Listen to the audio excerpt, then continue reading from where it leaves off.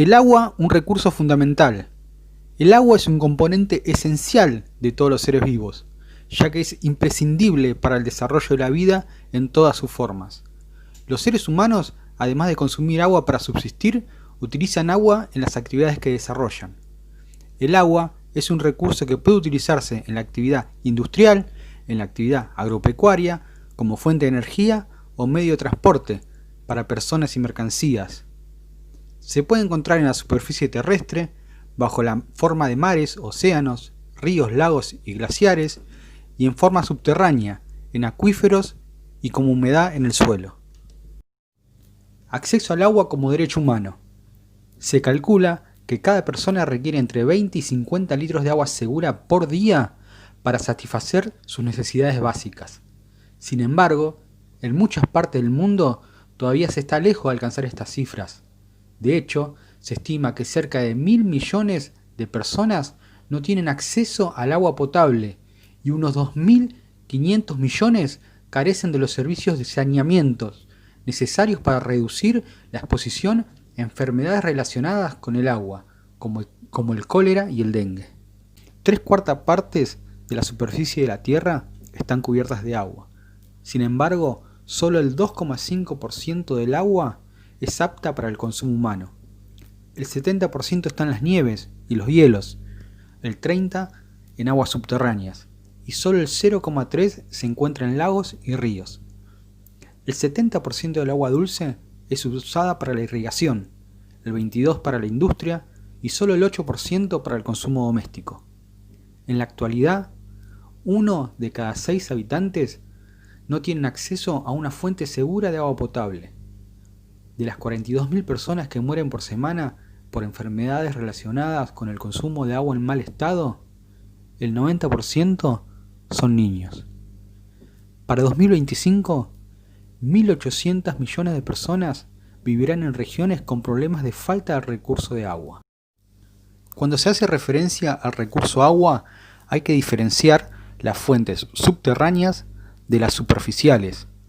Estas últimas están formadas por los cursos fluviales, los mares, los lagos, las lagunas y los glaciares, mientras que las fuentes subterráneas están formadas por los acuíferos.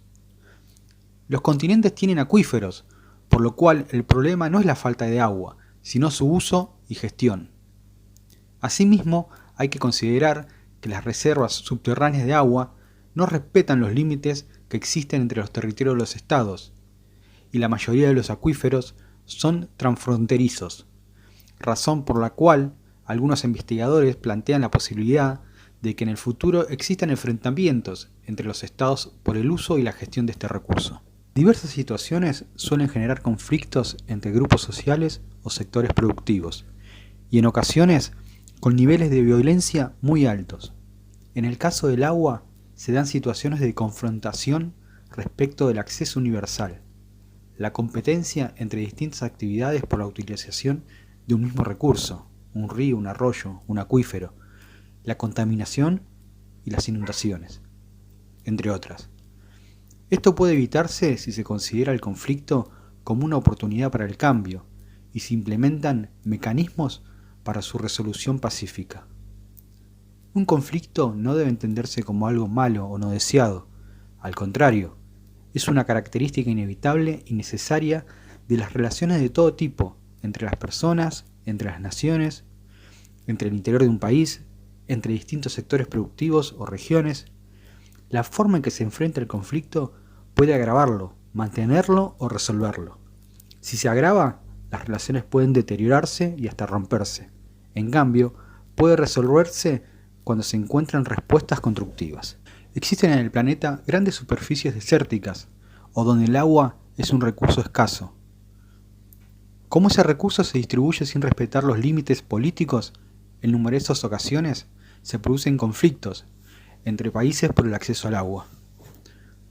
Daremos ahora un breve paso por las características de este conflicto entre Israel y Palestina. Las disputas territoriales entre Israel y Palestina encierran también el conflicto por el recorrido del río Jordán. Palestina reclama por el manejo de las aguas del río Jordán y acusa a Israel por la limitación para realizar obras y acceder al río desde 1967. En este caso, las aguas del Jordán están dispuestas entre Israel, Jordania, Siria, Líbano y Cisjordania. La cantidad de agua utilizada por Israel en la agricultura es 6 veces mayor que la que utiliza Palestina, mientras que el consumo doméstico israelí es 3 veces superior. El río Nilo, el mayor río de África, forma una cuenca internacional que tiene más de 3 millones de kilómetros cuadrados y que vincula a Etiopía, Uganda, Tanzania, Ruanda, Sudán y Egipto. A lo largo de la historia, estos países firmaron diversos acuerdos sobre el aprovechamiento y cuidado del río, pero como consecuencia del crecimiento demográfico y económico de algunos de ellos, se planteó la necesidad de rever estos tratados. Hasta ahora, Etiopía y Egipto concentraban los derechos sobre la mayor parte de uso del recurso, pero ante este nuevo escenario, los restantes países de la cuenca propusieron compartir equitativamente los recursos. Etiopía se opone a este pedido porque considera que el mayor aporte de agua al río proviene del deshielo de sus montañas, y Egipto argumenta que el 96% del agua que necesita para el sustento de la población proviene del Nilo. Aún no hay acuerdo al respecto, y Egipto y Etiopía continúan construyendo represas sobre el Nilo para generar energía hidroeléctrica, a la vez que de esa manera pueden ejercer el control sobre lo que sucede aguas abajo. México y Estados Unidos tienen vastas extensiones desérticas, por lo que les resulta fundamental el correcto aprovechamiento de los ríos. Ambos países firmaron acuerdos para compartir las aguas transfronterizas de las cuencas de los ríos Bravo y Colorado, en una zona de sequías prolongadas. Según los acuerdos, cada uno le paga al otro para usar una cantidad de agua que le permita desarrollar actividades agrícolas. Pero durante las épocas de sequía, cuando alguno de los dos países no puede efectuar el pago, el conflicto se tensa. En el caso de México, se añade otro conflicto interno, relacionado con la distribución de las aguas en su territorio. En México, pocos estados concentran el 70% de las fuentes de agua, y además la demanda de este recurso por parte del Distrito Federal, con 20 millones de habitantes, extiende el problema hacia los pueblos cercanos, que deben garantizarle el suministro, pues estos se quedan sin agua para su consumo. La situación es tan tensa en el interior del país que el manejo de agua está controlado por la seguridad nacional. En el caso de América del Sur se presentan dos situaciones distintas.